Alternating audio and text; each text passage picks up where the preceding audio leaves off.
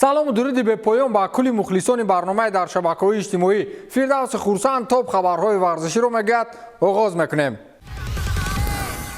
سقوط کریر ماورو ایکاردی در حال ایکاردی زمان صاحب استعداد رو به تنزل نمود که فعالیت ورزشی از همسرش واندا نارا وابسته شد. صاحب ملکان پس‌ژ دیگر با فوتبالباز ارژنتینی باوری ندارند و خواستار قطع شرطنامه با فوتبالباز مذکور هستند. از این رو اگنت و همسر فوتبالباز واندا نارا دیروز عازم شهر استانبول ترکیه شد و اطلاع داد که او برای محاکمه نمودن گزارش فوتبالباز با یکی از دسته‌های ترکی галатасарай ва ё фенербахче омадааст. Икарди мехоҳад ба карьераи футболии худ таҳаввулот ворид созад ва ба дастае гузариш намояд ки ба таври ҳамешагӣ бо ҳайати даста ба майдон барояд. ӯ аз нишастан дар курсии эҳтиётӣ хаста шудааст ва намехоҳад дигар ба ин ҳол фаъолияти футболии худро идома диҳад. ҳамчунин яке аз мақсадҳои дигари футболбоз он будааст ки ӯ мехоҳад дар мамлакате фаъолият бубарад ки барои аҳлу оилааш мувофиқ ва бо таби дил бошад. Туркия барои оилаи Икарди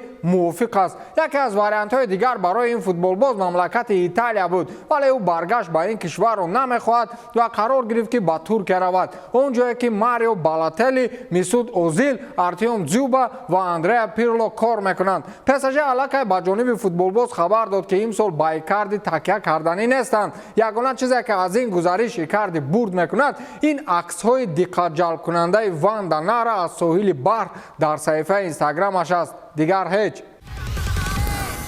артем дзюба собиқ футболбози дастаҳои спартак, ростов, арсенали тула ва зенити санкт петербург ба дастаи адана демирспори туркия гузариш кард. нархи гузариши футболбоз ҳоло расонаӣ нашудааст ва дақиқ нест ки солона чӣ қадар маош мегирад, вале аллакай тибқи шартнома ӯ фаъолияти футболбозии худро дар ин дастаи туркӣ оғоз мекунад. дар ин даста аз футболбозони соҳибном ҳамчунин марио балатели собиқ футболбози дастаҳои манчестер сити, интер милан, ливерпул ва чанд дастаи дигар фаъолият мебарад. футболбози 33 солаи рус тибқи шартнома як мавсим метавонад дар адана демирспор фаъолият бубарад ва дар сурати шароит ба миён омадан ҳамчунин ҳуқуқи тамдиди шартномаро дар мавсимҳои оянда дорад. ӯ баъдан дар саҳифаи иҷтимоии худ аз раҳбарияти бошгоҳи туркӣ изҳори сипос кард ва гуфт ки ташаккур барои боварӣ, ман барои даъвати нав ҳамеша омодаам, навиштааст артем дзюба. ӯ бо дастаи зенит 4 маротиба ғолиб дар чемпионати Россия, 2 карат қаҳрамон дар мусобиқаи ҷоми Россия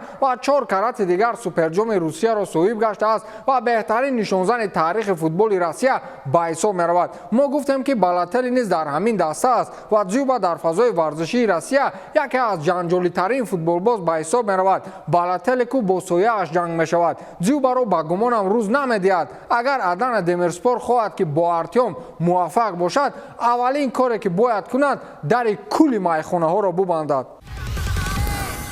гапи мессиву неймар ва димарияву хулас ҳеҷ аз футболбози амрикоии лотинитабори псж ба раҳбарияти даста нагузашт. дар баҳси он ки аз миёни навас ва данарума кадомаш дарвозабони асосӣ бошад, аврупоиҳо ғолиб баромаданд. ҷанлуиҷи данарума дарвозабони асосии даста боқӣ мемонад ва кейлор навас хушомадӣ роҳи сафед. дастаи наполи аллакай тамоми гуфтугузори худро атрофи харидории кейлор навас хотима бахшидааст ва танҳо ба имзо расонидани шартнома боқӣ мондааст. ба иттилои хабарнигори пойгоҳи медиасет пауло барҷиҷи, кейлор навас ба наздикӣ шартномаи ҳамкории худро бо псж қатъ мекунад. дастаи наполи омодааст ки ба шартномаи 3 сола ки маоши солона 4 миллион пешгӯӣ шудааст бо дарвозабони мазкур қарордоди ҳамкорӣ ба имзо расонад. аммо омори навас дар псж дилгиркунанда аст. ӯ дар 21 бозии иштирок кардааш дар дастаи псж дар мавсими гузашта ба дарвозаи худ 18 гол сар додааст. мавсими гузашта сару садоҳо дар мавриди баҳси дурударози футболбозони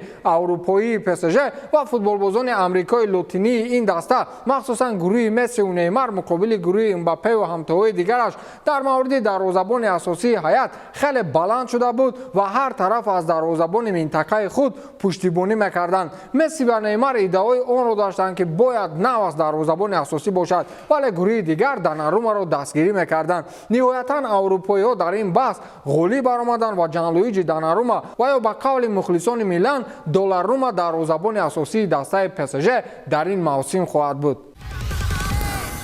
мухлисони дастаи Манчестер Юнайтед тасмим доранд рӯзи бозӣ бо дастаи Ливерпул як эътироз ё худ ҳамоишеро назди майдони Олд Траффорд бар муқобили моликони даста яъне оилаи Глейзерҳо ташкил намоянд. Қарор аст дастаи Манчестер Юнайтед дар даври сеюми чемпионати Англия рӯзи душанбе муқобили Ливерпул андари майдон шаванд. ду бохти аввали даста аллакай сару садоҳои зиёде миёни мухлисони девҳои сурх ба миён овард ва онҳо муқобили моликони даста эътироз ҳам карда буданд. Мухлисон иддао доранд ки дар ҳамин равзанаи трансферӣ дар ҳайати даста тағйироти кул ба миён оваранд, чун бохт аз ду дастаи миёнаҳоли чемпионат ояндаи бошгоҳро зери суол мебарад. гуфта мешавад ки глейзерҳо аллакай дунболи тағйироти даста ҳастанд ва дарҳол дар равзанаи трансферӣ фаъол гаштанд ки исботи инро метавонем дар харидории Каземиро аз Реал ва Антони аз Аякс тасдиқ намоем. хонаводаи соҳибкори фақиди амрикоӣ Малком Глейзер ки соли 2005 дастаи Манчестер Юнайтедро ба даст оварда буд ба далели афзоиши фишори мухлисон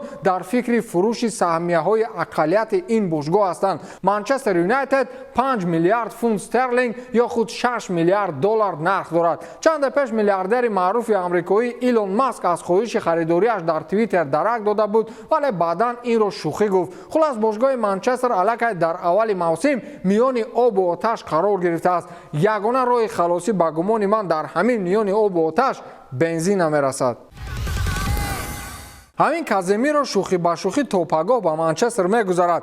мо гуфтем расонаҳои хабарӣ боз моро фиреб медиҳанд ки не, аллакай инсайдерҳои мӯътамад ва ҳатто сомонаи расмии худи бошгоҳ ин овозаро тасдиқ карданд. Фабрицио Романо, инсайдери машҳури футболӣ, чанд соат пеш дар саҳифаи худ навишт ки Манчестер Юнайтед болои он кор мекунад ки созишномаи Каземироро дар соатҳои наздик тасдиқ намояд. гуфта мешавад ки давоми 48 соат интизор меравад то Каземиро аз муоинаи тиббӣ гузарад ва ҷавоби онро дастаи шоҳона ба англисҳо пешниҳод намояд. иттилоъ доданд ки миёни дастаи Юнайтед ва Каземиро шартномаи 4сола бо интихоби мавсими оянда низ тасдиқ карда шуд. 60 миллион евро ва 10 миллион евро иловагӣ ба сифати бонус дар банди шартнома низ қайд карда мешавад. сомонаи Манчестер Ивнинг низ хабари мазкурро тасдиқ кард ва ишора намуд ки шояд МЮ натавонад Каземироро дар бозӣ муқобили Ливерпул ба майдон барорад, вале нисбати гузариш ҳамаи корҳо аллакай ҳалли худро ёфтаанд. ин гузариши Каземиро ба МЮ албатта ки аз ҷиҳати иқтисодӣ барои дастаи шоҳона манфиатбахш аст, вале ба тактикаи сармураббии даста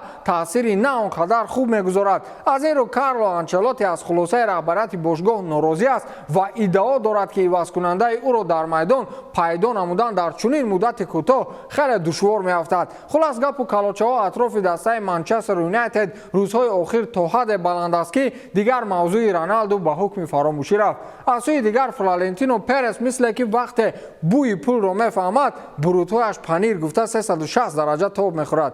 ба ҳамин тамом то дидор хайр.